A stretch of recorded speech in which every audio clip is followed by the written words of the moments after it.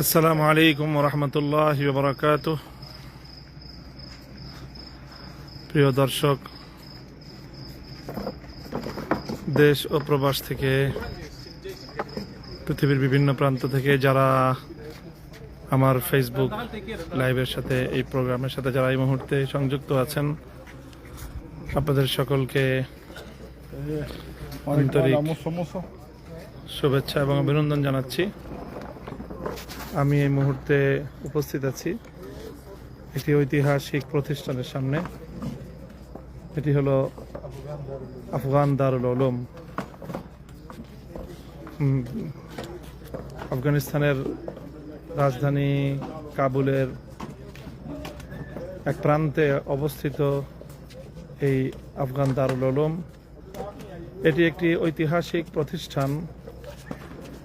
তার ঐতিহাসিকতার বর্ণনা দিলেই আপনারা সকলেই অভিভূত হবেন, হয়তো বিস্ময়াভিভূত হবেন, কারণ এই প্রতিষ্ঠানটির সাথে সম্পৃক্ত রয়েছে এমন একজন ব্যক্তির নাম, যে ব্যক্তির নাম, যে নামটি শুধু আমার দেশ অথবা শুধু এই দেশ আফগানিস্তান নয়, বরং সারা বিশ্বজুড়ে আলোচিত একটি নাম।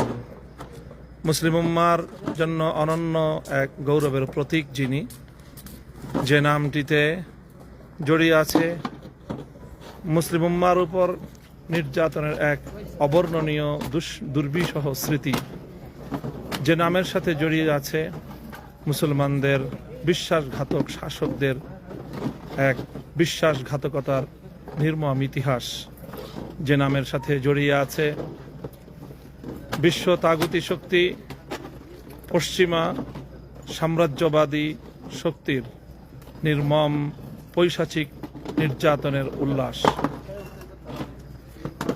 সুপ্রিয় দর্শক, হয়তো আপনারা অধীর আগ্রহ অপেক্ষা করছেন সে নামটি শুনবার জন্য। আমি আপনাদেরকে নামটি বর্ণনার আগে আমি সেই পবিত্র ও পুণ্যাত্মা, সেই মহান মানুষটিকে আমি আপনাদের সম্মুখে আমার ক্যামেরায় আমি নিয়ে আসছি। আপনারা লক্ষ্য করুন।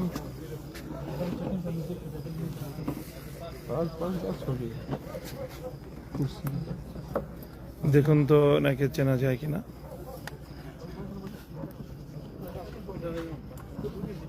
একটি নাম ইমান জাগানিয়া, একটি নাম, যে নাম মুসলমানদের অন্তরের মধ্যে, মুমিনের অন্তরে ইমানি স্পন্দন তৈরি করে,